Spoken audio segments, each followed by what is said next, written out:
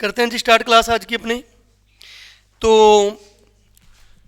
Medieval history में हमने गौर वंश कंप्लीट कर लिया था ना। गौर वंश कंप्लीट करने के बाद हमारा स्टार्ट हो गया था गुलाम वंश। गुलाम वंश में जो पहला शासक था वो था कुतुबुद्दीन ऐबक।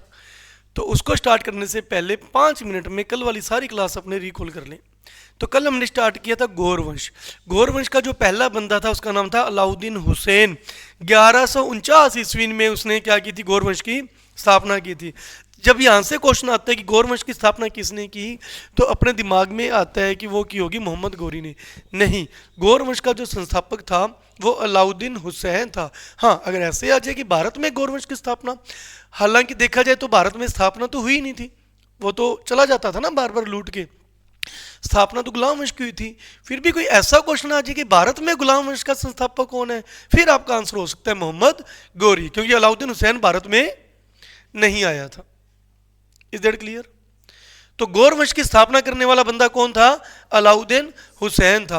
1149 में उसने स्थापना की थी। 1155 ईस्वी के अंदर उसने गजनी पर आक्रमण किया था, और ये वही गजनी है जो एक समय में गजनवी वालों की राजधानी हुआ करती थी, महमूद गजनवी। तो जहां गजनीयरों ने शासन किया, मोहम्मद गजनवी ने शासन किया, उसी जगह पर ही कौन शासन करेंगे? गौर वंश के लोग शासन करेंगे। इसे गुरीद वंश भी कहा जाता था। दूसरा नाम क्या था इसका? गुरीद वंश भी था। 1155 में गजनी नामक जगह पे आक्रमण किया जाएगा, और गजनी को क्या बनाई जाएगी? अपनी राजधानी अलाउद्दीन हुसैन के द्वारा। 1173 में गद्दी पर कौन बैठेगा? महमूद गौरी बैठेगा। गौरी बैठेगा। इसके बीच में एक शासक और बैठा था, वो हमारे काम का नहीं है। 55 के बाद सीधा 73 में कौन बैठेगा? मोहम्मद गौरी बैठेगा। उसने पहला आक्रमण 1175 में कहां किया था? मुल्तान पर किया था। 78 में कहां किया था? गुजरात पर किया था, और ये उसकी भारत में पहली हार थी भीम सेकंड से। 1188 में बठिंडा किया था। 91 में तराइन का युद्ध, 92 में तराइन का दूसरा युद्ध, 94 में चंदावर का युद्ध, और 1206 में उसकी डेथ हो गई थी। सिक्के वगैरह चलाए थे लक्ष्मी और नंदी क्या करती के, है ना। गौरी और पृथ्वीराज चौहान के भी सिक्के चलवाए थे। ये सब पढ़ लिया था हमने। ओके, देखिए ये सारी स्लाइड्स आपको करवा दी थी। नेक्स्ट, इसके बाद गौरी बैठा था। 73, 75, 78 के उसके आक्रमण है। माउंट आबू का युद्ध वो हारा था। 88 में बठिंडा आक्रमण है। तराइन के युद्ध है। चंदावर का युद्ध है। 6 में खोखर जाति के लोगों ने उसकी हत्या कर दी थी। एक्स्ट्रा फैक्ट में सिक्के चलाए थे। देहलीवाल सिक्के चलाए थे। गौरी के नाम के सिक्के चलाए थे। गुलाम, इसके मुख्य कितने गुलाम थे? 4 गुलाम थे। कुतुबुद्दीन ऐबक था, यालदोस था, कुबाचा था, बख्तियार खिलजी था। वही खिलजी है जिसने नालंदा और विक्रमशिला यूनिवर्सिटी को तहस नहस कर दिया था। आ रहा है समझ आपको? इन सभी को अलग अलग इख्ते प्रदान कर दिए गए थे। कुतुबुद्दीन ऐबक को लाहौर, दिल्ली, अजमेर वाला इलाका दिया गया था। खिलजी को बंगाल, बिहार वाला इलाका दिया गया था। यालदोज को गजनी वाला इलाका दिया गया था, मुख्य इलाका जहाँ से ये लोग आए थे। कुबाचा को मुल्तान, पाकिस्तान वाला इलाका दिया गया था। खिलजी ने सेन वंश के शासक लक्ष्मण सेन को हराया। नालंदा और विक्रमशिला यूनिवर्सिटी को तहस नहस कर दिया। फिर कुछ यूनिवर्सिटी की बातें बताई थी, प्राचीनतम हमारी यूनिवर्सिटी जो आपकी नॉलेज में होनी चाहिए। हिस्ट्री पढ़ने में आपको मजा आएगा अगर आपको बेसिक जानकारी होगी। तक्षशिला यूनिवर्सिटी हुआ करती थी, गंधार की राजधानी रही थी, उत्तरापथ की राजधानी रही थी। कुछ फेमस जो हमारे विद्वान थे वो उनका संबंध इसी यूनिवर्सिटी से था।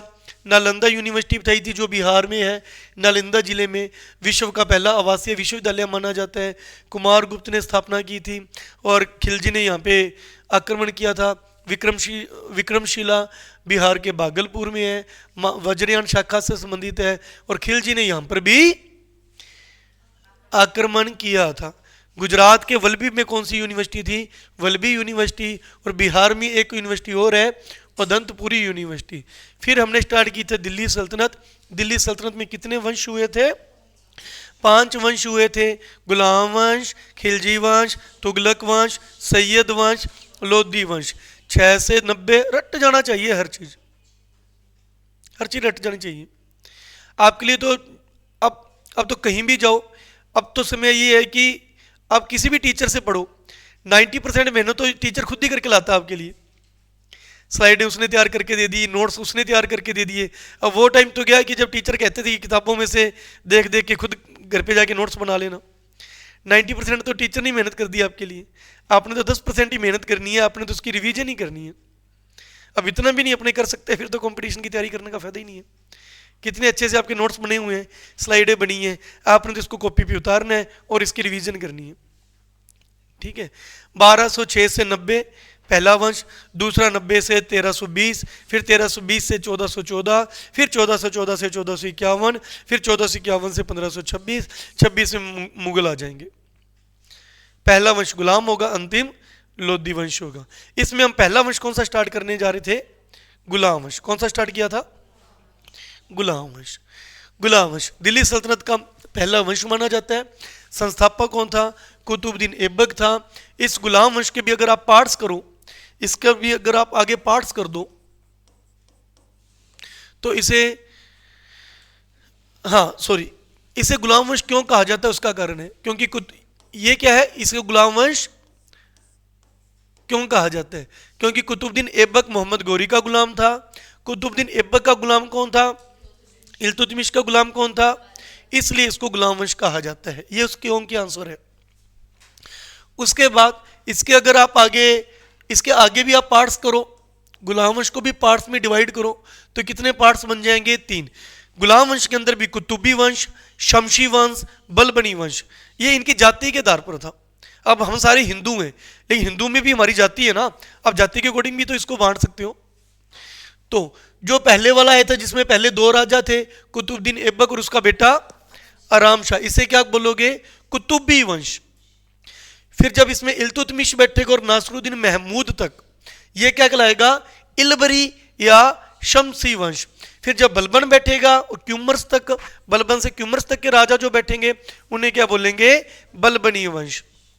ये उसका आगे डिवाइडेशन हो गया। अब इसके अलग अलग नाम, इससे आप गुलाम वंश भी कह सकते हो। गुलाम वंश क्यों कह सकते हो? वो क्यों का आंसर बता दिया, क्योंकि इसमें जितने भी शासक बैठे वो एक दूसरे के क्या थे? गुलाम थे। इसे मामलिक वंश भी कह सकते हो। कुछ इतिहासकार कहते हैं इसे गुलाम वंश मत बोलो, इसे मामलिक वंश बोलो। सर क्यों मामलिक वंश बोले? कारण है कि ये गुलाम तो थे, लेकिन इनको बाद में क्या कर दिया गया था? स्वतंत्र कर दिया गया था। इनको प्रमाण पत्र देकर इनको गुलामी की दास्ता से क्या कर दिया गया था? जब ये स्वतंत्र हो चुके हैं फिर आप इसको गुलाम क्यों बोलते हो? इसको क्या बोलो? मामलुक वंश बोलो। आदि का तो मतलब होता है पहला। एक अपने शब्द बोलते हैं ना, आदि से अंत तक, प्रारंभ से अंत तक। तो भारत में दिल्ली सल्तनत की स्थापना करने वाला पहला वंश कौन है? गुलाम वंश। तो पहला है तो इसलिए उसको आदि वंश या आदि तुर्क भी बोल सकते हो। ये सब कुछ हमने कल कर लिया था। ये आज की स्लाइड है, आज की क्लास स्टार्ट करते हैं। गुलाम वंश में हमें कौन कौन से राजा पढ़ने हैं? गुलाम वंश में जो शासक होंगे, कुतुबुद्दीन ऐबक, आराम शाह, इल्तुतमिश, रुकनुद्दीन, फिरोज शाह, रजिया सुल्तान, बहराम शाह, मसूद शाह, महमूद, बलबन, कैकुबाद, कयूमर्स। 10-11 होंगे, आई थिंक 11 होंगे। 2, 4, 6, 8, 10, 11। तो कितने शासक हुए टोटल? टोटल 11 शासक हुए। टोटल कितने शासक हुए थे? 11 शासक हुए थे। सर 11 के 11 पढ़ने हैं, ठीक है पढ़ेंगे, लेकिन टाइम हमारा जो लेगा वो लेंगे 4। महत्वपूर्ण कितनी है? 4। ठीक है, बाकियों को तो एक एक 2-2 लाइनों में निपटाएंगे, लेकिन निपटाएंगे जरूर उनको, क्योंकि उससे हमारी टाइमलाइन जो हमारे जो सीक्वेंस है वो सही चलता रहता है ना, इसलिए। तो महत्वपूर्ण 4 है। सर कौन कौन से 4 महत्वपूर्ण है? कुतुबुद्दीन ऐबक इंपॉर्टेंट है, इल्तुतमिश इंपॉर्टेंट है, एकमात्र महिला शासक रजिया, रजिया गुंडों में गिर गई, ये वही रजिया है। ठीक है, रजिया सुल्तान। सुना है क्या गाना? अब सर हम ना गाने सुनते हैं ना हम फिल्में देखते हैं, हमारा फोकस सिर्फ पढ़ाई पर है। ठीक है, रजिया सुल्तान, बहराम शाह, मसूद। उसके बाद इंपॉर्टेंट क्या रहेगा? बलबन। कितने इंपॉर्टेंट है? 4। कौन कौन से इंपॉर्टेंट है? कुतुबुद्दीन ऐबक, इल्तुतमिश, रजिया सुल्तान और बलबन। ये 4 वो हैं जो हमारे लिए इंपॉर्टेंट रहेंगे गुलाम वंश के अंदर। इन चारों को ढंग से पढ़ना है, हमारा गुलाम वंश क्या हो जाएगा? कंप्लीट हो जाएगा। करें स्टार्ट आगे। स्लाइडें आपके लिए तैयार हैं। स्लाइडें तैयार करने का फायदा ये रहता है टाइम कम लगता है, मैटर ज़्यादा हो जाता है, समय कम मैटर ज़्यादा। तो सबसे पहले पढ़ते हैं गुलाम वंश का पहला शासक कुतुबुद्दीन ऐबक कब गद्दी पर बैठा? 1206 में। डेथ कब होगी? 1210 में। कितने साल का शासन? 4 साल का शासन। इसका बैकग्राउंड आपको पहले बता चुका हूं। बैकग्राउंड का मतलब ये किसका गुलाम था? मोहम्मद गौरी का। ये गौरी का गुलाम है, ये गौरी का गुलाम है, मोहम्मद गौरी का गुलाम था ये। गौरी के जो 4 गुलाम थे उनमें से एक ये भी था, और ये गौरी का सबसे फेवरेट गुलाम था। गुलाम भी फेवरेट होते थे, ये उसका फेवरेट गुलाम था। फेवरेट था यही कारण था कि जब मोहम्मद गौरी ने भारत में एकता प्रणाली प्रारंभ की, भारत में कौन सी प्रणाली प्रारंभ की?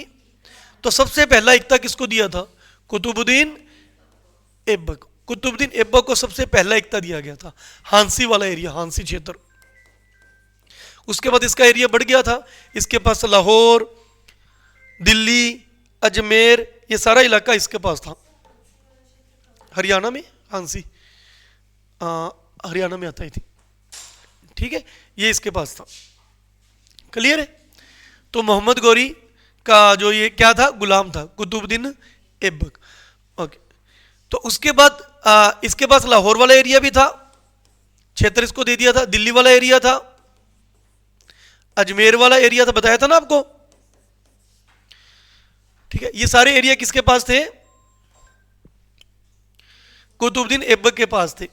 जब मोहम्मद गौरी की डेथ हुई थी 1206 में, तो कुतुबुद्दीन ऐबक कहां बैठा था? लाहौर में बैठा था। तो लाहौर की जनता की रिक्वेस्ट से, लाहौर की जनता की रिक्वेस्ट से ये गद्दी पर बैठा कि आप गद्दी पर बैठो, ठीक है। तो ये जब गद्दी पर बैठा तो इसने किसकी स्थापना की? भारत में गुलाम वंश की स्थापना, भारत में तुर्की मुसलमानों की स्थापना, तुर्की मुस्लिम की स्थापना, भारत में दिल्ली सल्तनत की स्थापना। समझ आ रहा है आपको? दिल्ली सल्तनत में कितने वंश हैं? 5। दिल्ली सल्तनत में कितने वंश हैं? गुलाम, खिलजी, सैयद, तुगलक, लोधी, 5 वंश है। 5 वंश में पहला वंश कौन सा है? दिल्ली सल्तनत में 5 वंश, उनमें पहला वंश ये है। तो जब कुतुबुद्दीन ऐबक गद्दी पर बैठा तो आप ये भी कह सकते हो कि किसका संस्थापक? पहला वंश कौन सा है? तो आप ये भी कह सकते हो गुलाम वंश का। एक ही बात है, दिल्ली वंश का संस्थापक भी है, गुलाम वंश का संस्थापक भी है। अब जैसे इसमें बैठे, जैसे दूसरा वंश आएगा खिलजी वंश, समझो बात को। दूसरा वंश कौन सा आएगा? इसका जो संस्थापक होगा जलालुद्दीन खिलजी। अब इसके लिए क्या बात बोलोगे कि खिलजी वंश का संस्थापक कौन है? क्या इसके लिए बोल दो कि दिल्ली सल्तनत का संस्थापक? नहीं, ये सिर्फ क्या होगा? खिलजी वंश का संस्थापक। ये कौन है? कुतुबुद्दीन ऐबक कौन है? गुलाम वंश का संस्थापक भी और दिल्ली सल्तनत का संस्थापक भी है, क्योंकि दिल्ली सल्तनत इसी से स्टार्ट हो रही है, ठीक है। और तुर्की है तो भारत में तुर्की मुसलमानों की स्थापना करने वाला भी यही बंदा है। इतना समझ आ गया? देखिए इसकी स्लाइड में देखिए, कुतुबुद्दीन ऐबक 1206 से 1210, ये क्या है? संस्थापक है। क्या जाति है इनकी? तुर्क है। ये क्या था? गौरी का गुलाम भी, गौरी का दामाद भी। एक ये भी याद कर लेना, इसके नाम में जो ऐबक लगता है, ऐबक का मतलब होता है चंद्रमा का स्वामी। ऐबक का अर्थ क्या होता है? चंद्रमा का स्वामी। गौरी ने अमीर आखुर बनाया था, गौरी ने इसको एक पोस्ट दी थी, गौरी ने इसको एक पोस्ट दी थी, अमीर आखुर। सर अमीर आखुर कौन सी पोस्ट होती है? कोई ना कोई डिपार्टमेंट दिया था, कोई विभाग दिया था जहां पर इसने कोई काम करना है। सर ये कौन सा विभाग है? अश्वशाला विभाग, घोड़ों वाला। पूरी अश्वशाला को जो बंदा, ये नाम आपके सामने कई बार आएगा। आगे जब हिस्ट्री में देखेंगे, जब मुगल पढ़ेंगे, लोधी वंश पढ़ेंगे, उसमें भी पढ़ेंगे कि राजा ने अमीर आखुर का पद किसको दिया था। एक इंपॉर्टेंट पद होता था, जो सेना के जितने भी घोड़े होते हैं उनको संभालने का पद जिस बंदे के पास होगा उस बंदे को क्या बोलोगे? तो मोहम्मद गौरी का अमीर आखुर कौन था? मोहम्मद गौरी का अमीर आखुर कौन था? तो कौन था?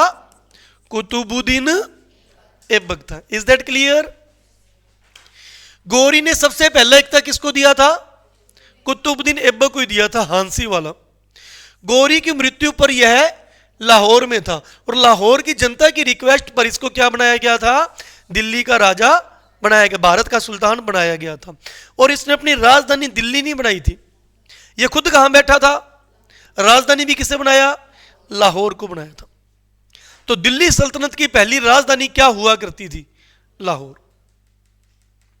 क्लियर है, समझ आ गया। नेक्स्ट, अब ये जो सुल्तान, ये जो गुलाम हुआ करते थे ना, गुलामों की एक खास बात होती थी, ये अपने राजाओं के प्रति वफादार बहुत होते थे।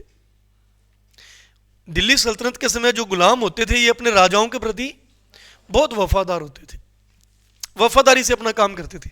हाँ, उनके परिवार, राजा के मरने के बाद फिर ये अपनी औकात पर आ जाते थे, उनके बच्चों के प्रति, उनके घर की महिलाओं के प्रति फिर ये वफादार नहीं रहते थे। ये हम आगे भी देखेंगे। इल्तुतमिश ने 40 गुलामों का एक संगठन बनाया था। इसके बाद इल्तुतमिश पढ़ेंगे, उसने क्या बनाया था, 40 गुलामों का एक संगठन बनाया था, जिसे कहते थे दल चालीसा। ये दल चालीसा इल्तुतमिश के लिए बहुत वफादार था, लेकिन इल्तुतमिश मरते मरते कह गया था कि मेरे मरने के बाद मेरी बेटी रजिया सुल्तान गद्दी पर बैठेगी, लेकिन इन गुलामों ने उसको बैठने नहीं दिया था। बैठी तो थी वो, लेकिन उन्होंने इसके अंदर बहुत अड़चन डाली थी। मतलब यहां से ये देखने को मिलता है कि गुलाम जब तक उसका राजा जीवित है तब तक तो बहुत वफादार है, राजा मरने के बाद ही उनके बच्चों को कुछ नहीं समझते थे। ठीक है, तो अब कुतुबुद्दीन ऐबक किसका गुलाम है, मोहम्मद गौरी का, तो ये उसका भी बहुत अच्छा वफादार बन के रहेगा। तो देखो कितना वफादार है ये बंदा। मोहम्मद गौरी मर गया, गौरी मर गया, लेकिन इस बंदे ने गद्दी पर बैठकर, लाहौर की जब गद्दी पर बैठा तो इसने सुल्तान का पद धारण नहीं किया। यह कहता मेरा सुल्तान तो वही है, कौन है, मोहम्मद गौरी, मैं सुल्तान नहीं हूं। इसने क्या उपाधि धारण की थी, सुल्तान की उपाधि धारण नहीं की थी, इसने मलिक और सिपह सालार ये उपाधियां धारण की थी। मलिक और सिपह सालार उपाधियों के नाम है। ये उपाधियां धारण करके गद्दी पर बैठा था, लेकिन यह कहता था कि कोई भी मेरे को सुल्तान कह के ना पुकारे। ठीक है, तो कुतुबुद्दीन ऐबक ने कभी भी सुल्तान का पद धारण नहीं किया, मलिक और सिपह सालार की उपाधि से शासन किया। इसने कभी भी अपने नाम के सिक्के नहीं चलाए, अपने नाम के सिक्के नहीं चलाए। इसने वही सिक्के चलाए, गौरी कौन से सिक्के चला कर गया था, दहलीवाल सिक्के, याद है ना, ये उन्हीं सिक्कों से काम करता था। अपने नाम का क्या नहीं पढ़ाया, खुतबा। जो मुसलमान लोग होते हैं, अपने जो राजा होते थे वो अपने नाम का क्या पढ़वाया करते थे, खुतबा पढ़वाते थे। इसने अपने नाम का कभी भी खुतबा नहीं पढ़वाया। इसकी मृत्यु कहां पर हुई, लाहौर में ही हुई, लाहौर में रहता था, लाहौर ही राजधानी थी। डेथ भी कहां हुई, बड़ी फनी डेथ हुई थी। क्या खेलते हुए, क्रिकेट, पोलो, पोलो खेलते हुए इसकी क्या हुई थी, डेथ, जिसे क्या बोला जाता है, चौगान। पोलो खेलते हुए पूरे भारत के इतिहास में हम दो लोगों की पढ़ते हैं कि पोलो खेलते हुए डेथ हो गई थी। एक ये बंदा हो गया कुतुबुद्दीन ऐबक, एक हम राजस्थान का इतिहास पढ़ते हैं, जयपुर का राजा सवाई मानसिंह सेकंड, जिसके नाम से एसएमएस हॉस्पिटल भी बना हुआ है। 1970 में उसकी पोलो खेलते हुए आई थिंक लंदन में डेथ हुई थी,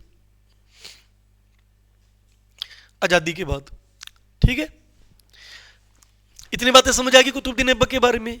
ये क्या हो गया, ये 2 स्लाइडों में कुतुबुद्दीन ऐबक का बेसिक स्ट्रक्चर हो गया कि गद्दी पर कब बैठा, कौन कौन सी उपाधि धारण की, डेथ कब हुई, ऐबक का मतलब क्या होता है, सब चीज होगी। नेक्स्ट स्लाइड देखिए। नेक्स्ट स्लाइड में हम पढ़ते हैं इसके उपनाम। इसके उपनाम क्या थे। ये कुरान बहुत सुरीली आवाज में सुनाया करता था। कुरान इनकी जो पवित्र किताब है उसको बहुत सुरीली आवाज में गाता था, सुनाता था, इसलिए इसको एक क्या कहा जाता था, कुरान खान। कुरान खान दान दक्षिणा अच्छी करता था। दान दक्षिणा अच्छी करने के कारण इसे लाख बख्श और हातिम सेकंड कहा करते थे। एक पुराने समय में मुसलमानों में हातिम हुआ था, नाटक भी आता था ना, हातिम ताई। सर हम नाटक, अच्छा देखा हुआ है क्या, शुक्र है, कोई तो ठीक है। तो इसे क्या कहा जाता था, हातिम सेकंड। आप देखते हो तो नहीं देखते, लेकिन आपको यह पता लग गया कि सर रोज बात करते हैं, सर तो बहुत टीवी देखते थे। ठीक है, हाथियों का दान भी किया था इसने। हाथियों का दान करने के कारण इसको एक और उपाधि थी, पील बख्श। पील बख्श तो कुतुबुद्दीन ऐबक को क्या क्या कहा जाता था? कुतुबुद्दीन ऐबक को पील बख्श कहा जाता था, हातिम सेकंड कहा जाता था, लाख बख्श कहा जाता था, कुरान खान कहा जाता था। क्लियर है? करें नेक्स्ट अपने। अब जब ये दिल्ली की गद्दी पर बैठा, लाहौर की गद्दी पर बैठा, ठीक है, तो भारत पे कुछ तो प्रभाव पड़ेंगे। क्या प्रभाव पड़े? मुस्लिम सत्ता स्टार्ट होगी, जो सत्ता स्टार्ट होगी उसका प्रभाव भी पड़ेगा। ठीक है, जो शासन करेगा उसका वो फिर वैसे ही नियम लेकर आएगा और उसका प्रभाव भी जनता पर पड़ेगा। तो भारत में किसका प्रभाव स्टार्ट हो गया? तुर्क इस्लाम की स्थापना हुई और वैसा ही कल्चर धीरे धीरे स्टार्ट होने लगा। भारत के इकोनॉमिक और पॉलिटिकल, आर्थिक, अर्थव्यवस्था और राजनीति में किसका प्रभाव प्रारंभ हुआ? मुसलमानों का। राजनीति में तो आ ही गया वो बंदा खुद। तो राजनीति में किसका प्रभाव देखने को मिलेगा? मुसलमानों का प्रभाव देखने को मिलेगा। अब उसी प्रकार के कोई सिक्के सुक्के चलवाएगा, उसी प्रकार का बिजनेस चलवाएगा, तो किसका प्रभाव हो गया? अर्थव्यवस्था में प्रभाव देखने को मिला। भारत में क्या स्टार्ट हो गया बनना? गुबंद। देखा हुआ है क्या? जगह जगह तो बने होते हैं, मस्जिदों वगैरह में बने नहीं होते ऊपर गुबंद, पहले नहीं बनते थे, इनके आने के बाद बनने स्टार्ट हुए भारत में। गुबंद स्टार्ट हुए, जैसे इंग्लिश में बोलते हैं डोम, DOME। मेहराब इस प्रकार क्या करती, जैसे बोलते हैं आर्क। डोम और आर्क, गुबंद और मेहराब, ये चीजें बननी स्टार्ट होगी भारत में। तो कुतुबुद्दीन ऐबक के गद्दी पर बैठने के कारण यह प्रभाव स्टार्ट हुआ। अब कुतुबुद्दीन ऐबक ने क्या क्या निर्माण कराया, हर स्लाइड आपके लिए बहुत सिस्टमेटिकली लेकर आया हूं मैं। पहले क्या है, घर पे भी आप ऐसे नोट्स बनाना। सबसे पहले बेसिक स्ट्रक्चर बना किए हमने, दूसरे नंबर पे उसके उपनाम पढ़ लिए कि उसके उपनाम क्या क्या है, तीसरे नंबर पे उसके प्रभाव पढ़े, और चौथा पॉइंट कुतुबुद्दीन ऐबक ने किस किस चीज का निर्माण करवाया। इसने दिल्ली के अंदर कुव्वत उल इस्लाम मस्जिद बनवाई। कौन सी मस्जिद? कुव्वत उल इस्लाम मस्जिद। मैंने आज से कुछ दिन पहले भी पढ़ाई थी, हाथ ऊपर करिए किस किस को याद है।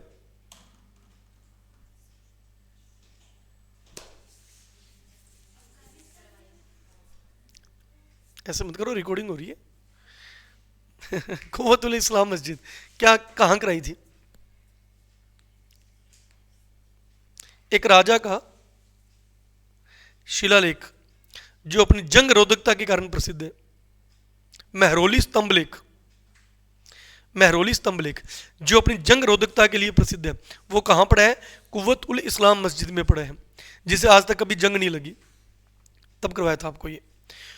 तो कुव्वत उल इस्लाम मस्जिद बनाई थी, ये भारत की पहली मस्जिद मानी जाती है।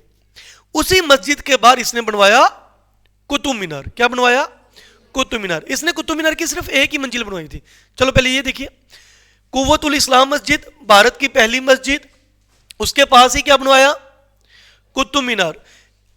अब कईयों को यह लगता है कि कुतुब मीनार कुतुबुद्दीन ने बनवाया था, इसलिए उसने अपने नाम से क्या रख दिया, इसका नाम कुतुब मीनार रख दिया। लेकिन नहीं, इत्तेफाक से इसका जो गुरु था, इत्तेफाक से कुतुबुद्दीन ऐबक का जो गुरु था उसका नाम भी कुतुबुद्दीन ही था।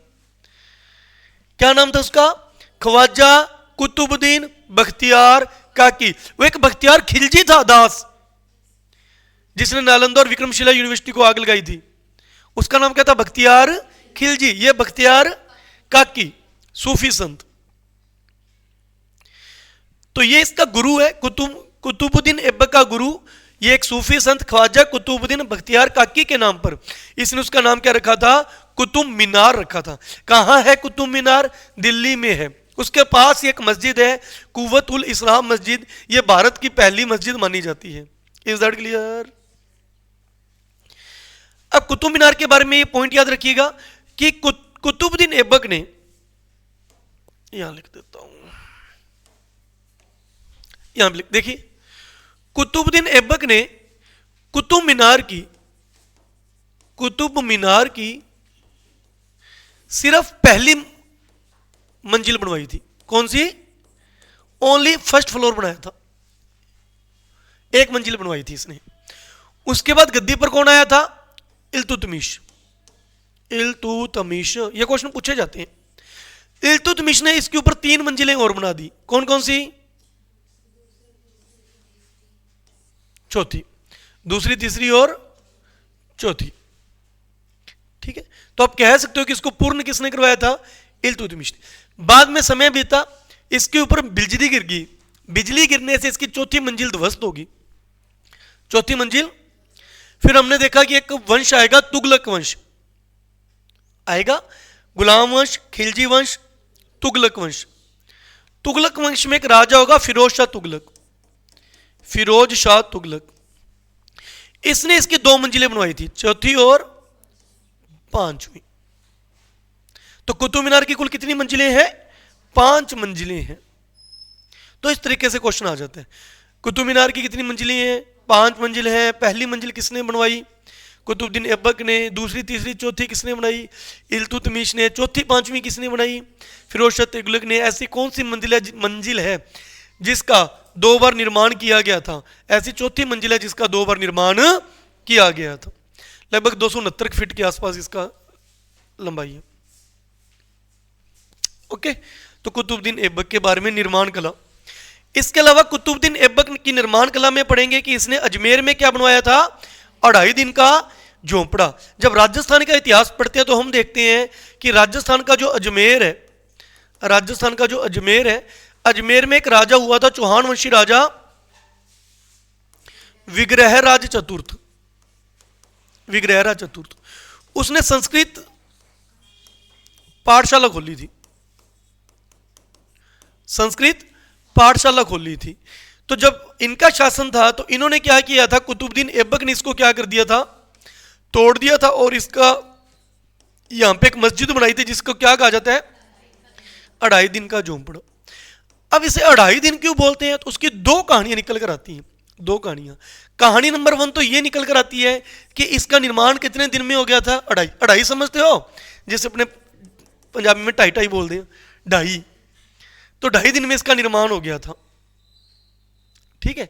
दूसरी कहानी निकल कर आती है कि यहां पे पंजाब शाह का उर्स लगते हैं, पंजाब शाह का उर्स, उर्स यानी मेला, उर्दू में उर्स। कितने दिन का? 2.5 दिन का मेला लगता है, इसलिए इसको क्या कहते हैं? 2.5 दिन का झोंपड़ा कहते हैं। किसने निर्माण करवाया था? कुतुबुद्दीन ऐबक ने। क्लियर है जी? आ गया समझ आपको? कुतुबुद्दीन ऐबक की बेसिक स्ट्रक्चर समझ आ गई कि पहला गुलाम शासक था, गौरी का गुलाम था, ठीक है, और उसके बाद उसको लाहौर वाला एरिया दिया गया था। उसके मरने के बाद जनता की रिक्वेस्ट पर उसको राजा बनाया गया था। सुल्तान की उपाधि उसने धारण नहीं की। कौन सी की थी फिर? मलिक। और सिपह सलार की उपाधि धारण करके गद्दी पर बैठा था 1206 में। 10 में डेथ हुई थी। निर्माण में दिल्ली में कुव्वतुल इस्लाम मस्जिद, कुतुब मीनार का निर्माण कराया। कुतुब मीनार से क्या क्या क्वेश्चन आते हैं बता दिए आपको। अजमेर में 2.5 दिन का झोंपड़ा इसने बनवाया। 2.5 दिन का झोंपड़ा क्यों कहते हैं उसका कारण भी बता दिया। नेक्स्ट देखिए। इसके बाद गद्दी पर कौन बैठा? इसका बेटा आराम शाह। तो ये जो आराम शाह था ये आराम ही करता रहा, इसने कुछ काम नहीं किया। इसका शासन था लगभग 8 महीने का, 8 माह का। 1210 से 11, 1210 से 1211। जैसे 1210 के लास्ट में बैठा, कोई सितंबर अक्टूबर में, 11 की स्टार्टिंग में, चौथे 5वें महीने में मर गया। तो 8 महीने का शासन था, आराम करता था, आराम करता था। इल्तुतमिश को पसंद नहीं आया, उसने इसको अच्छे से आराम करा दिया। ठीक है। और गद्दी पर कौन बैठ गया? इल्तुतमिश। इल्तुतमिश ने इससे युद्ध किया। युद्ध को कहा जाता है जूद का युद्ध। ठीक है। करें नेक्स्ट, क्या करे? इल्तुतमिश। मैंने कहा था कितने राजा पढ़ने हैं? मेन 4 है। कितने? 11। समय कितनों पे लगेगा? 4 पे। एक करा दिया, कौन सा? कुतुबुद्दीन ऐबक। 3 और इंपॉर्टेंट है मेन इल्तुतमिश, रजिया सुल्तान, बलबन। मेन 4 है, टोटल 11 है। तो दूसरा राजा 11 में आराम शाह आता है। 8 महीने का शासन था। जूद का युद्ध हुआ था सन 1211 में आराम शाह और इल्तुतमिश के बीच। इल्तुतमिश जीत जाता है, ये हार के मर जाता है। अब गद्दी पर बैठेगा इल्तुतमिश। ठीक है। अब इल्तुतमिश गद्दी पर बैठ चुका है जी। इल्तुतमिश किसका गुलाम था? कुतुबुद्दीन ऐबक का गुलाम था। हालांकि 1205 में एक आक्रमण पर गए थे ये लोग, तो वहां पे इल्तुतमिश ने अपने काफी बहादुरी दिखाई थी। तो मोहम्मद गौरी ने कुतुबुद्दीन ऐबक को कहा था कि इसको गुलामी की दास्तान से क्या कर दे? मुक्त कर दे। तो इसको गुलामी के दास्ता से मुक्त कर दिया गया था। यही कारण है कि हर गुलाम मुक्त हो चुका था, इसलिए कुछ इतिहासकार कहते हैं इसको गुलाम वंश मत बोलो, इससे क्या बोलो, मामलुक वंश बोलो। ठीक है, बाकी अपने लिए वो बात इंपॉर्टेंट नहीं है कि कब इसको फ्री किया था, अपने मेन बातें पढ़ते हैं। देखिए इल्तुतमिश, अब इल्तुतमिश किसका गुलाम है? कुतुबुद्दीन ऐबक किसका गुलाम था? इसलिए ये क्या हो गया, गुलाम का भी गुलाम जो गद्दी पर बैठ रहे। तो इसलिए सबसे इंपॉर्टेंट क्वेश्चन बनता है कि दिल्ली सल्तनत में गुलामों का गुलाम किसे कहा जाता है? इल्तुतमिश को कहा जाता है। एक क्वेश्चन है जो PYQ में आपको पढ़ने को मिल जाएगा, प्रीवियस ईयर क्वेश्चन में मिल जाएगा कि बताइए दिल्ली सल्तनत में गुलामों का गुलाम किसको कहा गया? तो आंसर आएगा इल्तुतमिश। गोरी का गुलाम कुतुबुद्दीन ऐबक, कुतुबुद्दीन ऐबक का गुलाम इल्तुतमिश। क्लियर है? अब ये गद्दी पर बैठने के बाद सुल्तान की उपाधि धारण करेगा। तो दूसरा क्वेश्चन, दिल्ली सल्तनत में सुल्तान की उपाधि धारण करने वाला पहला राजा इल्तुतमिश। सीधा ही आ जाए कि सुल्तान की उपाधि किसने धारण की थी? तो महमूद गजनवी ने करवाया था आपको। गजनवी में मैंने, गजनवी कौन सी उपाधि धारण करता है? सुल्तान की। फिर सर पता कैसे लगेगा? तो अगर सीधा पूछ ले कि सुल्तान की उपाधि निम्न में से किन राजाओं ने ली थी, तो गजनवी ने। इसके ऊपर से क्वेश्चन क्या आएगा, दिल्ली सल्तनत में, वो दिल्ली सल्तनत का राजा तो नहीं है। दिल्ली सल्तनत की स्थापना किसने की है? कुतुबुद्दीन ऐबक ने। दिल्ली सल्तनत के राजाओं में भारत में सबसे पहले सुल्तान की उपाधि धारण किसने की थी? इल्तुतमिश ने। कुतुबुद्दीन ऐबक गद्दी पर बैठा तो था, लेकिन उसने सुल्तान की उपाधि धारण नहीं की थी। क्लियर है कंसेप्ट? दिल्ली सल्तनत का इसको क्या बोला जाता है? वास्तविक संस्थापक। संस्थापक पूछे तो कुतुबुद्दीन ऐबक, वास्तविक पूछे तो इल्तुतमिश। जाति क्या थी? इल्बरी। यहां से क्या स्टार्ट हो रहा है आपका? इल्बरी या शमसी वंश। कुतुबी वंश में दो ही जने थे, कुतुबी वंश में दो ही थे, कुतुबुद्दीन ऐबक और आराम शाह। अब स्टार्ट हो रहा है शमशी वंश।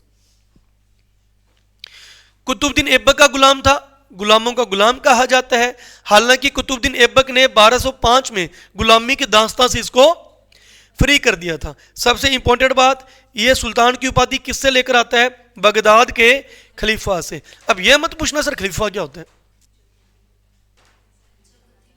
गद्दी पर बैठता है धार्मिक गुरु, धर्म गुरु। मोहम्मद साहब के सबसे पहले मैंने स्टार्ट ही यहां से कराया था आपको, इस्लाम का उदय। और कराने का कारण यही था कि ये शब्द आगे काम आएंगे। जब मोहम्मद हजरत साहब की डेथ हुई 632 ईस्वी में, तो पैगंबर तो कोई नहीं बनेगा, लेकिन एक धर्म गुरु बनेंगे। ठीक है, तो जिन्हें क्या कहा जाएगा? खलीफा। अब अगर सुल्तान की उपाधि लेनी है तो मेन पद तो खलीफा ही है, धर्म गुरु, उनसे लेकर आओ। तो धर्म गुरु बगदाद के खलीफा से सुल्तान की उपाधि कौन लेकर आया था? इल्तुतमिश लेकर आया था। सुल्तान की उपाधि धारण करने वाला दिल्ली सल्तनत का प्रथम शासक। नेक्स्ट क्वेश्चन क्या बनता है? दिल्ली को राजधानी बनाने वाला पहला शासक, उसने क्या बनाई थी? दिल्ली को राजधानी बनाने वाला। तो कुतुबुद्दीन ऐबक मत लिखना, क्या आएगा? इल्तुतमिश। आराम शाह से कोई क्वेश्चन नहीं आएगा। अब तो बस ये देखो, कुतुबुद्दीन ऐबक, उसके बाद इल्तुतमिश।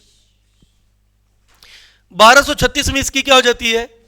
मृत्यु हो जाती है। ये है इसकी बेसिक स्ट्रक्चर। फिर इसके बाद इसके आगे पॉइंट बनाते हैं, गद्दी पर बैठने से मृत्यु तक मेन पॉइंट। क्लियर है?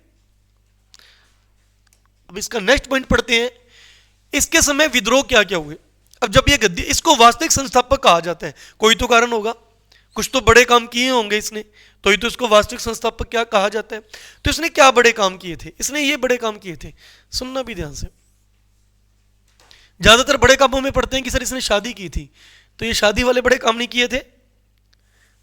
पढ़ा था ना शादी वाला, बिंबिसार ने क्या किया था? शादी करके संस्थापक बना था मेन। चलो इसके समय देखिए क्या था। ये अपना इलाका हो गया गजनी वाला। गजनी का राजा पहचानते हो क्या इसको? ये कौन है?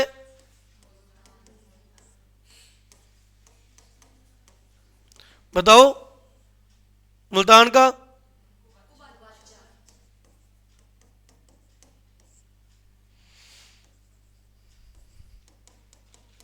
बताओ। एक बार तो मार दिया, और कितनी बार इसको जिंदा करोगे? असम में मरने गया था वो, 1200 से 1204, इसलिए तो कहता हूं पुराना याद करके आया करो। बख्तियार खिलजी ने नालंदा और विक्रमशिला पे आक्रमण किया था, 1204 में डेथ हो गई थी। अभी तो 1211-12 से ऊपर का काम चल रहा है। अली मर्दान, इसको कुतुबुद्दीन ऐबक ने ये इख्तियार दिया था, कुतुबुद्दीन ऐबक ने यहां पे इसको बिठाया था, क्योंकि यहां पे वो मर चुका था एक दास तो, ठीक है, असम में आक्रमण किया था, लिखवाया था आपको, बख्तियार खिलजी मर गया था, तो अली मर्दान बैठा है अब। और इधर है जी मंगोल, मंगोल, यहां पे जगह है मंगोलिया, चीन की सीमा पर, चीन की सीमा पर क्या एरिया है, मंगोलिया। यहां पे एक बर्बर जाति रहती थी, असभ्य जाति, समझते हो, जो बहुत क्रूर होते हैं, इतने क्रूर कि अपने सोच तक नहीं सकते, क्रूर लोग थे, घुमंतु जाति थी, इधर उधर घूमते रहते थे, उनके कबीले थे, अलग अलग कबीलों में वो लोग रहते थे। अब इन कबीलों को इकट्ठा करके एक बंदा जिसका नाम चंगेज खान,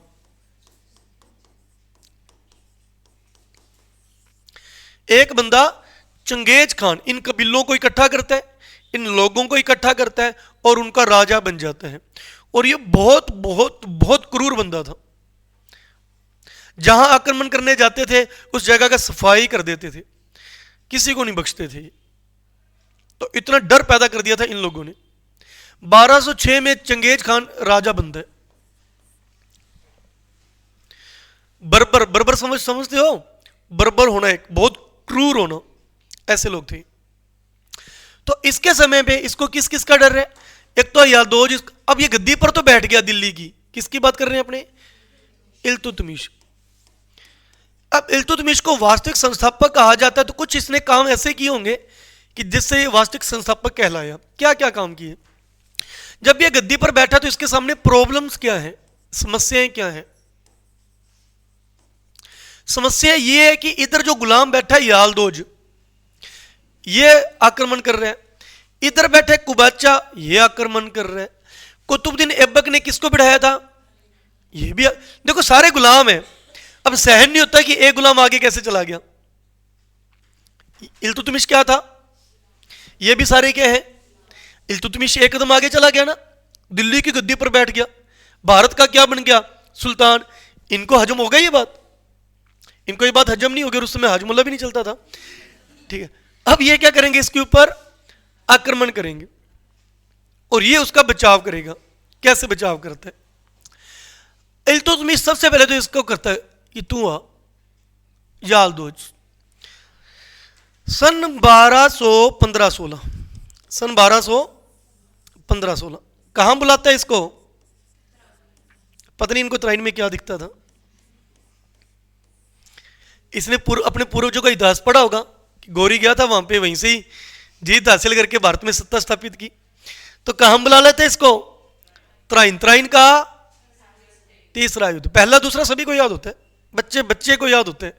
तराइन के 2 युद्ध हुए थे, 1191 और 1192, गौरी और पृथ्वीराज चौहान ठल्ड। पहला चौहान जीता था, दूसरा गौरी जीता था। बात तो तब माने जब तीसरा भी याद कर पाओ। तीसरा युद्ध कब हुआ था, 1215, वो 1191-92, बस 10-12 साल की बात है। 8 और 15 23, 22-23 साल बाद तीसरा युद्ध हुआ था। पानीपत के भी 3 है, तराइन के भी 3 है हरियाणा में। तो तराइन का तीसरा युद्ध हुआ जो 1215-16 में, किस किस के बीच, इल्तुतमिश और यालदोज के बीच। यालदोज को इस युद्ध में क्या कर दिया जाता है, मार दिया जाता है, और गजनी के प्रभाव से दिल्ली को क्या कर दिया जाता है, स्वतंत्र कर दिया जाता है। एक दुश्मन कम हुआ, यालदोज को मार दिया और गजनी के प्रभाव से दिल्ली क्या होगी, स्वतंत्र होगी, एक दुश्मन कम। अब तेरा क्या होगा, कुबाचा, इसको बुलाते हैं सिंधु नदी के पास, कहां पे, 1228। वहां पे इससे युद्ध करता है, इसको हरा देता है, इसको बेशरम फील कराता है कि तू मेरे से हार गया, और यह भी वास्तव में उस बात को फील कर जाता है, सिंधु नदी में छलांग लगाता और आत्महत्या कर लेते हैं। तो ये तो कहते हैं छोटी छोटी बातों को फील नहीं करना चाहिए। ये उस चीज को फील कर लेता है और सिंधु नदी में छलांग लगाकर आत्महत्या कर लेता है। कौन? तो कुबाचा का कुबाड़ा हो गया। नेक्स्ट 2 गए। तीसरा चलते हैं अली मर्दान के पास। रेज कर दूंगे इसको, दोबारा बना लेते हैं। इधर वाले 2 नक्की हुए, 15-16 पानीपत, 28 में कुबाचा। यहां पे कौन बैठा है? अली मर्दान। और यहां पे कौन था अपना? इल्तुतमिश। इल्तुतमिश अपने बेटे को भेजता है यहां पे कि मैंने बहुत बड़े बड़े काम कर दिए, अब तू कर बड़ा काम। नासरुद्दीन महमूद यहां पर भेजता है हमला करने के लिए। बेटा नालायक था, वहां जाके मर जाता है। इल्तुतमिश का बेटा नालायक था और वहां जाके मर जाता है। इसकी याद में दिल्ली में सुल्तानगढ़ी का मकबरा, समाधि स्थल को मकबरा बोलते हैं। समाधि स्थल को क्या बोलते हैं? मुसलमानों में मकबरा बोला जाता है। तो सुल्तानगढ़ी का मकबरा बनाया जाता है। ये भारत का पहला मकबरा, भारत की पहली मस्जिद कुव्वत उल इस्लाम, कुतुब मीनार नहीं, कुव्वत उल इस्लाम मस्जिद, पहला मकबरा, सुल्तानगढ़ी का मकबरा। दोनों चीजें दिल्ली में। मस्जिद बनाई थी कुतुबुद्दीन ऐबक ने और ये बनाया है इल्तुतमिश ने। क्लियर है? ठीक है जी।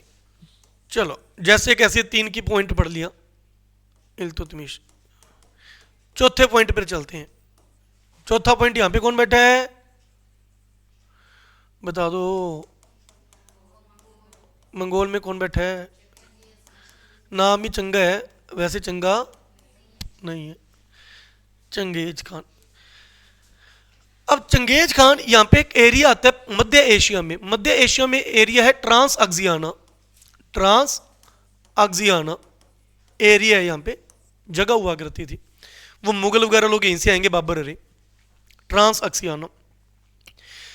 ये चंगेज खान यहां पे आक्रमण कर देता है, यहां पे आक्रमण कर देते हैं। और ये जहां पे भी आक्रमण करता था उसको तहस नहस कर देता था।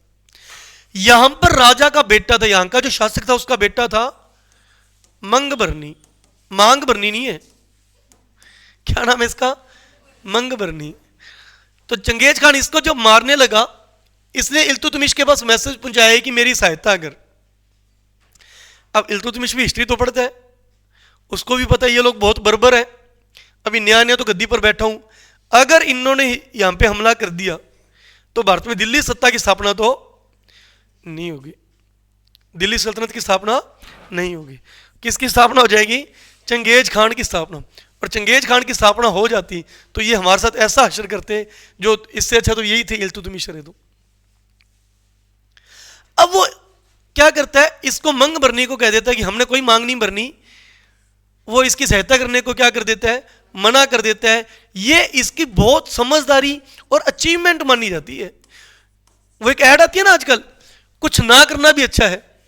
वो चौक ये तो देखते होगे, ठीक है? मंच की है क्या? चलो ऐड कर देते हैं अपने भी। हाँ, तो कुछ ना करना भी अच्छा होता है। ये इसने भी सुनी थी ऐड वो, ठीक है? तो इल्तुतमिश कहता है मैं तेरा हेल्प नहीं करूंगा। जो इसकी बहुत बड़ी अचीवमेंट मानी जाती है, बहुत बड़ी समझदारी मानी जाती है। और ऐसा करके ये चंगेज खान के आक्रमण से भारत की रक्षा कर देते हैं। और अगर वो यहां पे आक्रमण कर देता तो सब कुछ खत्म कर देता। और फिर वो लोग यहां पे रहते, आपको देखो क्या पढ़ रहे हो आप, कि जो यहां आता है फिर वो शादियां करते हैं, उनके बच्चे यहां पर होते हैं, फिर उनका वो जो एरिया वो बन जाते हैं। क्या कारण है कि इधर अपना जो ये एरिया है, ये एरिया इधर मुसलमान इतने ज्यादा हैं, जिधर पाकिस्तान बन गया, जिधर क्या कारण है कि इधर मुसलमान ज्यादा हैं? तो समझ आया आपको कि सऊदी अरब में किसके साथ कौन हुए थे? पैगंबर जी हुए, उनके खलीफा हुए। अरबियों ने जो हमला किया कहां किया? यहां। तुर्कों ने जो हमला किया कहां किया? यहां। सीधा थोड़ी वो तमिलनाडु पहुंच जाएंगे। मुल्तान, पेशावर, रावलपिंडी, इस एरिया में आक्रमण करते थे। आक्रमण करके वो राजा, आक्रमण करने वाला या उनके सैनिक, उनके गुलाम, वो यहां पे रहने लग जाते थे, लड़कियों से संबंध बनाते थे, बच्चे होते थे। तो वो एरिया अपने अभी क्या बन गया? मुसलमानी एरिया बन गया। आई बात समझ? अब चंगेज खान इधर आता और वो लोग इधर रहने लग जाते, इतने बर्बर इतने असभ्य लोग अगर इधर रहते तो क्या बनता अपना? आ रही है समझ? तो इसने क्या की? भारत की रक्षा की। समझ आ गया इल्तुतमिश के बारे में इतना? ये लो जी। तो अगला पॉइंट अपना जो मैं पढ़ाने जा रहा था वो था विद्रोह। इसके क्या क्या विद्रोह थे? इधर गजनी में कौन बैठा था? यालदोज। मुल्तान में कौन बैठा था? कुबाचा। इधर कौन बैठा था? मंगोल में कौन था? Genghis Khan. कुछ दरबारी षड्यंत्र जो दरबार के खुद के बंदे हैं वो भी खराब कर रहे थे। अमीर, ये शब्द बार बार पढ़ोगे, ये अमीर रिच नहीं है। आप बार बार एक शब्द पढ़ोगे हिस्ट्री के अंदर, अमीरों ने ऐसा कर दिया। ये अमीरों का मतलब यहां पे एक उर्दू शब्द है, ये अमीर का मतलब रिच नहीं है। इस अमीर का मतलब है जो मुख्य पदों पर बैठे हैं, जो मुख्य पदों पर बैठे हैं ना, वो मुख्य पदों पर बैठे सरदार। अब यहां पे सरदार का मतलब भी वो सरदार नहीं है जो आप सोचो। मुख्य व्यक्तियों को क्या बोला जाता था? सरदार। अमीर, मान लो जो राजा, राजा के नीचे अंडर में जो मेन मेन बंदे काम कर रहे हैं, ठीक है, उन्हें सरदार, अमीर, उन्हें बोला जाता था। वो उसका नाम था। ठीक है, एक बात तो है, आपका दिमाग बिल्कुल मतलब एक अच्छा है, कुछ और ही जगह पे। ठीक है, पॉइंट चलते हैं। हाँ देखिए, समझ आया क्या? तो क्लियर है यहां तक अपने कंसेप्ट? नेक्स्ट, अब दरबारी षड्यंत्र भी चल रहे थे, तो ये चीजों का बता दिया कि उसने इन चीजों का सामना कैसे किया। इसका सामना कैसे किया?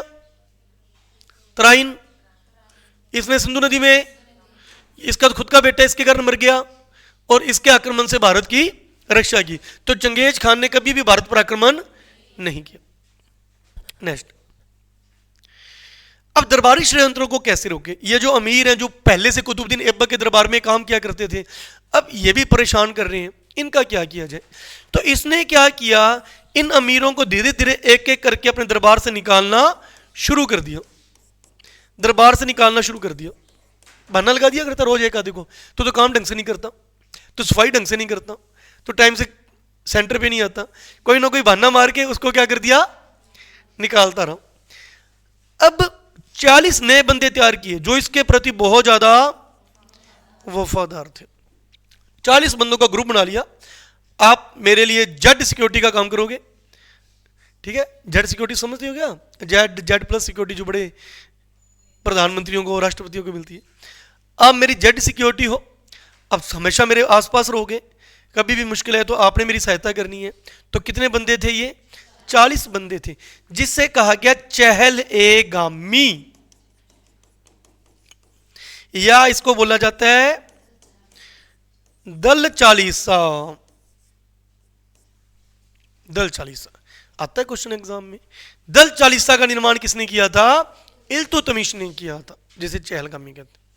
और यही चहलगामी लोग अपने राज्य के प्रति तो वफादार है, आगे जाकर यही क्या करेंगे? परेशान करेंगे। और इन्हीं में एक बंदा होगा बलबन, जो आगे जाकर गद्दी पर बैठेगा। लेकिन जब तक खुद का राजा उसके प्रति तो पूरे वफादार बन के रहेंगे ये। ठीक है, तो इनका निर्माण किया। तो ऐसा करके इसने दरबारी षड्यंत्रों से भी अपने आप को क्या कर लिया? बचा लिया। तो देखो हर जगह पे इसने कूटनीति, राजनीति, हर जगह पे उसने यूज की। एक अच्छे माइंडसेट से अपना बढ़िया जीवन जिया, और 1236 में इसकी नॉर्मल डेथ होती है, कोई युद्ध वगैरह में ये नहीं मरता।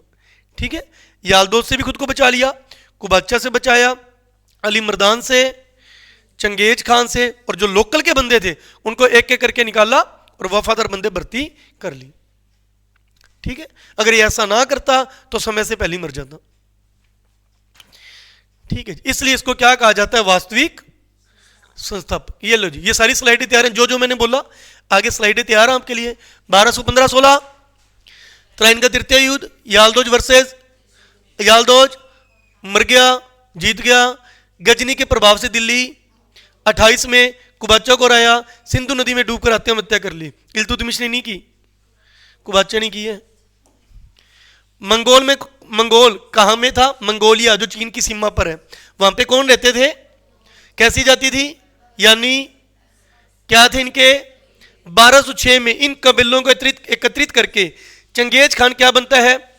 और ट्रांस एक्सियाना पर क्या करता है? हमला। ट्रांस एक्सियाना ये भारत, ये मंगोल, इधर वाला एरिया रह गया, मध्य एशिया वाला एरिया, इधर हमला करते हैं। और यहां के राजा का बेटा मंगबरनी किससे हेल्प मांगता है?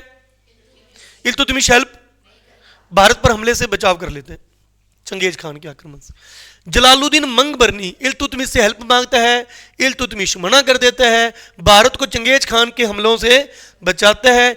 ये इसका निर्णय है।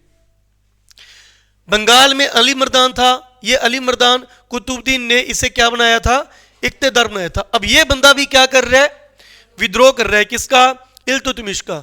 यहां पर इल्तुतमिश अपने बेटे, ये इल्तुतमिश का बेटे की बात हो रही है, इल्तुतमिश का पुत्र नासरुद्दीन महमूद को भेजता है इल्तुतमिश, जहां इसकी मृत्यु हो जाती है। इसकी मृत्यु होने के बाद दिल्ली में सुल्तानगढ़ी का मकबरा बनता है, जो भारत का पहला मकबरा माना जाता है। दरबारी षड्यंत्र रोकने के लिए अमीरों का क्या किया जाता है? दमन किया जाता है। और क्या बनाता है? दल चालीसा, जिसे क्या कहते हैं? तुर्कान ए चहलगामी कहा जाता है। ठीक है, इतना समझ आ गया आपको इल्तुतमिश के बारे में। अब इल्तुतमिश का प्रशासन कैसा था? ठीक है, इल्तुतमिश ने ईरानी परंपरा या फारसी परंपरा अपनाई थी। जैसे ईरान को पुराने समय में क्या कहते थे? फारस। आज अपने उसको क्या बोलते हैं? ईरान। तो वहां पे परंपराएं जो चलती थी वैसी परंपराएं कुछ इसने अपनाई थी। उन परंपराओं में क्या कहा जाता था? मुस्लिम परंपरा में तो औरत को कुछ भी नहीं समझा जाता, मुस्लिम परंपरा में कुछ नहीं समझते थे औरत को। कई साहित्यकार है, मैं लास्ट में आपको उनके नाम लिखवाऊंगा। साहित्यकार ऐसे बयान देते थे। एक साहित्यकार ने यह बयान दिया है कि औरत सिर्फ पर्दे में रहकर, चार दीवारी में रहकर चरखा चलाने का काम करे, इसके अलावा औरत कोई काम ना करे। एक साहित्यकार ने यह बयान दिया है कि रजिया सुल्तान बहुत ज्यादा गुणी थी, लेकिन उसका एक ही अवगुण था कि वो एक स्त्री थी। उसमें गुण बहुत थे, एक मल्टी टैलेंटेड औरत थी रजिया सुल्तान, लेकिन उसकी गलती क्या है? उसमें कमी क्या है? कि वो एक औरत है। ऐसे औरतों के बारे में बड़े बड़े साहित्यकारों ने बयान दिए।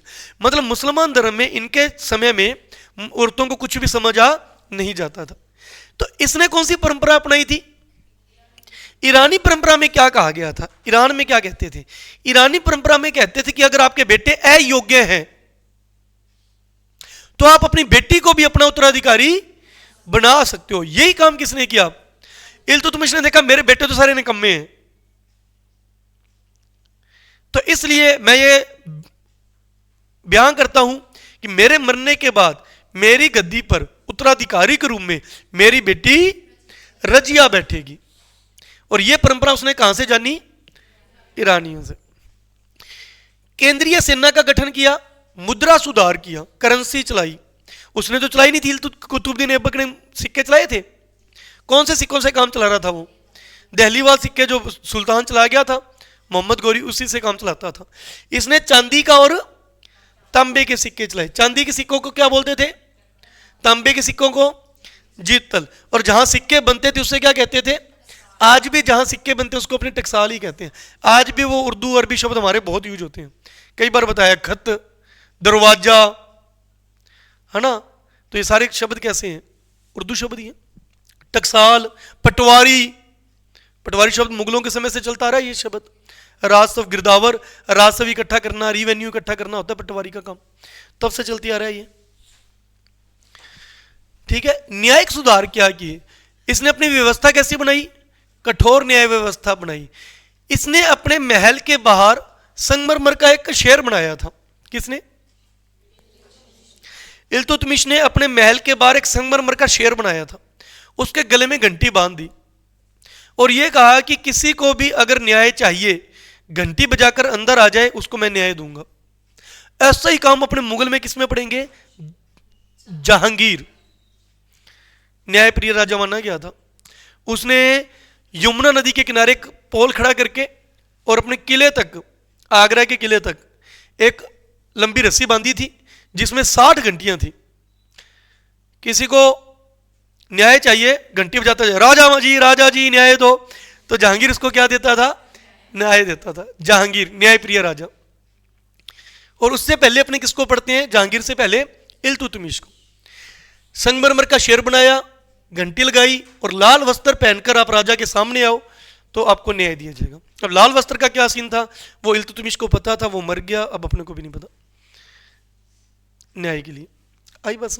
और इसका यूज कौन करेगी? रजिया। कराएंगे आगे। करें, नेक्स्ट करें। इसने कौन सी व्यवस्था प्रारंभ की थी? इक्ता व्यवस्था। कौन सी व्यवस्था? इक्ता व्यवस्था। इक्ता व्यवस्था क्या हुआ करती थी? जैसे इक्ता क्या होते हैं, वर्तमान में देखो प्रशासन कैसा चलता है, भारत कैसे चल रहा है। एक बंदा, कोई नरेंद्र मोदी तो पूरा भारत देश नहीं संभाल रहे। भारत को किस में बांटा हुआ है? राज्यों में। राज्यों में कई जगह पर संभागों में, संभागों को जिलों में, जिलों को तहसीलों में, तहसीलों को मंडियों में, मंडियों को गांवों में, फिर ही शासन चलता है। इसी प्रकार से जब इसका काम स्टार्ट हुआ था ये चीजें, तो इसने क्या की थी? इक्ता प्रणाली चलाई थी। इक्ता प्रणाली, मान लो मैंने यहाँ पे इसके, ये एक प्रॉपर्टी है, ये एक जगह है, ये एक जमीन का टुकड़ा है जिसमें किसी एक राजा का शासन है। भारत में इतनी इतनी जगह, इल्तुतमिश ने कोई पूरा भारत थोड़ी जीत लिया था। मान लो, एक आइडिया देता हूं, इस एरिया में इल्तुतमिश ने अपना शासन चला लिया, यहां तक इल्तुतमिश की पावर है, यहां तक, आगे तक इधर गजनी वाले इलाके में, यहां तक इल्तुतमिश की पावर चल रही है, ठीक है। अब इस जगह पे, अब इल्तुतमिश तो यहां पे दिल्ली पे बैठा है, सभी जगह से टैक्स कैसे इकट्ठा करेगा? क्योंकि राजा का काम तो टैक्स से चलता है। टैक्स मिलेगा तो ही जनता के लिए कुछ करेगा, सेना तैयार करेगा, है ना, कोई उनके काम की चीजें बनाएगा। तो राजा को क्या चाहिए? टैक्स, प्रशासन चलाने के लिए। अब इल्तुतमिश इस पूरी जगह का मालिक है, राज है। अब वो जगह जगह पर अपने बंदे बिठाएगा। जैसे ये पूरी जगह होगी, इसको अलग अलग भागों में बांट लिया, ऐसे बांट लिया। अब एक बंदे को बुलाया, इसके कोई खास मेन बंदे को बुलाया, कहा कि जमीन का ये जो टुकड़ा है ना, ये टुकड़ा, ये आज के बाद तेरा, ये इक्ता तेरा, और तेरे को क्या बोलेंगे हम? इक्तेदार। क्या कहा जाता था? ये टुकड़ा तेरा, तूने यहां से सारा प्रशासन चलाना है, तू यहां पे अपनी सेना लेकर आ, अपनी सेना तैयार कर। कोई अगर विद्रोह करता है तो उसका, है ना, दमन कर विद्रोह का। अपने ऐसे राजस्व, रिवेन्यू इकट्ठा करने वाले बंदे रख अपने नीचे, जो जनता से क्या, किसानों से क्या ले सके, टैक्स ले। वो टैक्स तो इकट्ठा कर, टैक्स इकट्ठा करके तेरे खर्चे निकाल कि तूने जो सेना बनाई है, तू जो इतना काम कर रहा है, तेरे खर्चे कितने पड़ते हैं। खर्चे खुर्चे काट के जो पैसा बचेगा वो मेरे को पहुंचा दे। राजा का काम आसान हो गया, स्मार्टनेस, घर बैठे बैठे सब पैसे मिल जाएंगे। आई बात समझ? तो इक्तेदार क्या करेगा? जो उसको टुकड़ा मिल गया, उस टुकड़े में सेना भी रखेगा, रिवेन्यू इकट्ठा करने के लिए बंदे भी रखेगा, जनता से पैसे इकट्ठा करेगा, कोई विद्रोह करेगा तो उसका दमन करने का भी सारी जिम्मेवारी तेरी है। ये इलाके की जिम्मेदारी तेरी है। अगर यहां पे कोई गड़बड़ हुई तो सजा भी तेरे को ही मिलेगी, ठीक है। तो इसका इक्ता अलग होगा, इसका इक्तेदार अलग होगा, इसका इक्तेदार अलग। सारे जमीन क्या कर दी? अलग अलग लोगों में बांट दी। उसको दी नहीं है, वो मालिक नहीं है वहां के, मालिक तो राजा ही है, वो एक अधिकारी बना दिया वहां पर प्रशासन चलाने के लिए। जैसे जिला चलाने के लिए वर्तमान में जिला कलेक्टर है, तहसील की जिम्मेवारी किसके पास है? तहसीलदार के पास है, छोटी मंडियों की उप तहसीलदार के पास है, उस तरीके से। तो इक्ता प्रणाली भारत में कौन लेकर आया? इल्तुतमिश लेकर आया था। समझ आ गया आपको इक्ता प्रणाली? ये एक अरबी भाषा का शब्द है जिसमें रिवेन्यू इकट्ठा करना, टैक्स इकट्ठा करना, रिवेन्यू, सैन्य व्यवस्था की सारी जिम्मेदारी किसकी होगी? इक्तेदार की होगी। यह प्रणाली सबसे पहले कहां चलती थी? मध्य एशिया से कौन लेकर आया? गौरी कहां लेकर आया? भारत। तो मैंने गौरी में कराया था, मोहम्मद गौरी में। गौरी ने कौन सी प्रणाली स्टार्ट की थी? लेकिन उसको व्यवस्थित ढंग से, और दिल्ली सल्तनत के अंदर सबसे पहले कौन लेकर आया? इन्हें व्यवस्थित रूप से इसको चलाया।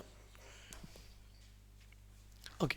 अब इक्तेदार में खास बात यह थी कि इसकी नियुक्ति कौन करता था? सुल्तान। जो इक्तेदार होगा उसकी नियुक्ति राजा ही करेगा, राजा यानी सुल्तान करेगा। और यह पद कैसा नहीं था? यह नहीं कि अगर आप इक्तेदार हो तो आपका बेटा भी इक्तेदार बनेगा, आप पटवारी हो तो आपका बेटा भी पटवारी बन जाएगा, यह जरूरी नहीं है, ठीक है। आपका कहीं भी ट्रांसफर किया जा सकता है। जैसे अभी मैंने ये जगह बनाई थी, आप यहां के इक्तेदार हो, अब मेरे को पता लगा कि आप खुद यहां से ट्रांसफर क्यों किए जाते हैं? वर्तमान में सुनते हो ना, बैंकों में ट्रांसफर, ठीक है, जिला कलेक्टर का ट्रांसफर, तहसीलदार का ट्रांसफर। कभी सुना है कि टीचर का ट्रांसफर? सर सुने, लेकिन टीचर का ट्रांसफर देखो, टीचर का एक बार किया जाए तो दूर हो गया मान लो, लेकिन अगर एक बार टीचर नजदीक आ गया सारी उम्र वहां बैठा रहेगा। एक बार तो चलो जब उसकी पोस्टिंग मिली तो मान लिया कहीं भी उसको मिल गई, बाद में ट्रांसफर होकर अगर वो अपने लोकल एरिया में आ गए तो सारी उम्र वहीं निकाल देगा, चाहे वो थर्ड ग्रेड है, चाहे सेकंड ग्रेड है, चाहे फर्स्ट ग्रेड है, कुछ भी है, उसका ट्रांसफर नहीं करते, गवर्नमेंट नहीं करती, उसने खुद नहीं करवाना है तो हो जाएगा। क्या कारण है? कारण है कि उस टीचर के पास कोई पावर नहीं है। पावर समझते हो? मतलब वो उसके पास कोई पैसों से रिलेटेड पावर नहीं है, वो कोई चीटिंग नहीं कर सकता। जो ऐसी पोस्ट होती है ना जहां पे पैसे का काम होता है, बैंकिंग में पैसे का काम होता है, जिला कलेक्टर, तहसीलदार, जो ऐसे लोग होते हैं, पटवारी है, इनके ट्रांसफर किए जाते हैं। लंबे टाइम तक एक जगह नहीं बैठाया जाता, क्योंकि वो उस एरिया को समझ जाते हैं। एरिया को समझने के बाद वो वहां के लोगों से ही अपना अंदर गति गठबंधन करके राजा के पास वो चीज नहीं पहुंचाता, टैक्स नहीं पहुंचाता जो वहां ऊपर पहुंचना चाहिए। तो ऐसे फ्रॉड से बचने के लिए जिसके पास, अब बैंक में देखो जो क्लर्क होते हैं, क्लर्क का ट्रांसफर नहीं करते, 4-5 साल बाद नजदीक नजदूक कर देते हैं, क्योंकि क्लर्क ने सिर्फ क्या करना होता है, पैसा गिनना होता है और आगे देना होता है। लोन देना या कुछ भी करना, वो सारे काम किसके होते हैं? ऑफिसर के होते हैं, जिसे अपने पीओ बोल देते हैं, मैनेजर बोल देते हैं।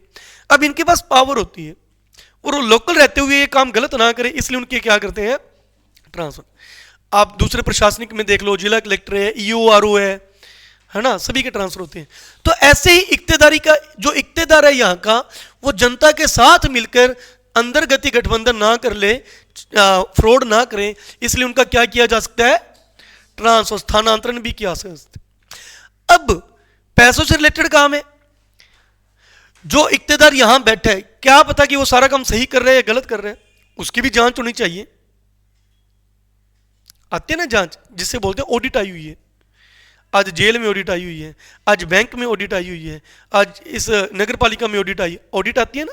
ऑडिट एक अधिकारी स्पेशल रखे जाते हैं जो सारे कागज पत्र चेक करते हैं कि आप जितना भी काम कर रहे हो सही कर रहे हो या गलत कर रहे हो, ठीक है। तो उस समय भी ये प्रणाली चली थी। इक्तेदारों की ऑडिट करने के लिए भी एक अधिकारी रखा गया था, जिसे क्या कहते थे? दीवाने आला कहा जाता था।